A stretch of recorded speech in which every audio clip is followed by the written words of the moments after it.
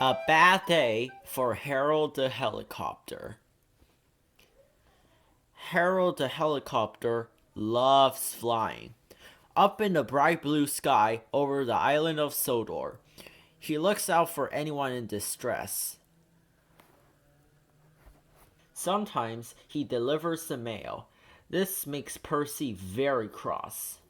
The mail run is done. Is there any more? I can deliver it for you in a jiff. That's what friends are for. Delivering the mail is an engine's job, said Percy grumpily. Percy has many jobs, but carrying the mail is his favorite. It makes him feel really useful. The next morning, Percy was happily pulling the mail train. Must be on time, must be on time, he chuffed.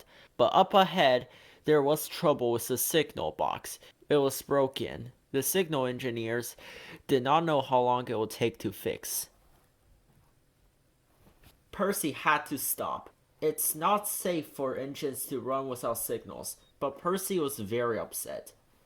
I'm going to be late, he cried. And it's not even my fault. Sir Topham Hatt was in his office enjoying his toast and marmalade when he heard the news. Percy is stuck at a broken signal? Then Harold must take the mail. Poor Percy was still waiting, and still upset. The last time he was held up, the mail was given to Harold.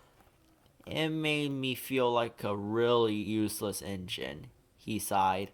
Well, the mail must arrive on time, said his driver.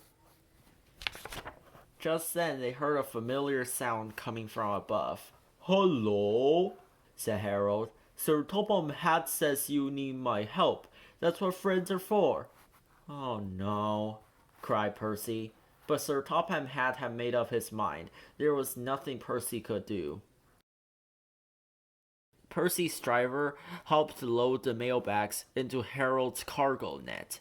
Maybe we should take the mailbags a few at a time, said Harold's pilot. They're very heavy. I'd have to make too many trips. Then I'd be as slow as Percy. And so they loaded all the mail into Harold's net at once, and the engineer continued to work on the signal. Just as they finished loading, a signal engineer cried out. It's fixed, he said. Wait, Harold, shouted Percy. I'm ready to go! But it was too late. Harold had already taken off. Percy watched the mail disappear. He was upset. But then they all heard a strange sound. Watch out for those trees, Harold, cried his pilot. My net is too heavy, wailed Harold. Harold is in trouble, Percy cried. We must try to help him. Are you alright? Called Percy. Just get someone to pull me out of this haystack, sputtered Harold. And Percy did, as fast as he could.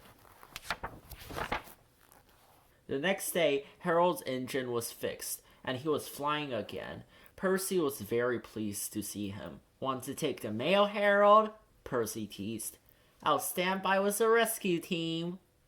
All the engines tooted, and Harold hovered so low that only Percy could hear. Thanks for getting help to pull me out of that haystack, my friend, he said. That's all right, said Percy. That's what friends are for.